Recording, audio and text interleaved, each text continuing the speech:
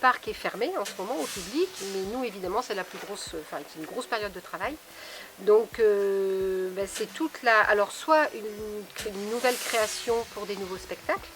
Donc s'il y a un nouveau spectacle, je travaille avec la directrice artistique, metteur en scène, scénariste, etc., ingénieur du son, ingénieur lumière. Et en fait, je crée les costumes, donc je passe par le dessin. Ensuite, j'échantillonne des matières et ensuite, une fois que tout ça c'est fait, on commence la fabrication. On est aussi dans la refabrication de costumes, de modèles qui avaient été validés les années précédentes.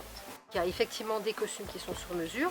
Ensuite, on va dire pour des spectacles où il y a plusieurs personnages qui vont être le même, par exemple les Romains, on va tourner sur 10, 12, 15, 20 garçons, 20 cascadeurs.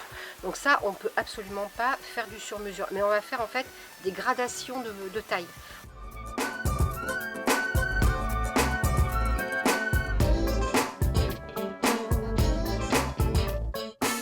Nous, on va prendre les mesures de chaque cascadeur et essayer de déterminer des groupes de taille qui vont correspondre aux cascadeurs. Donc ça reste du sur-mesure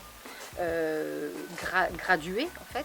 Et ensuite il y a des personnages principaux, comme par exemple aux arènes, on a Léa, le personnage de Léa, il y a 3 ou 4 comédiennes qui tournent sur le rôle.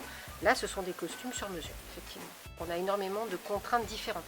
C'est-à-dire qu'on a des comédiens, on peut avoir un peu de théâtre de rue, on a des comédiens qui font de la pédagogie, donc qui vont passer, donc là c'est une certaine manière de travailler. Et on a aussi des gros spectacles avec des cascadeurs.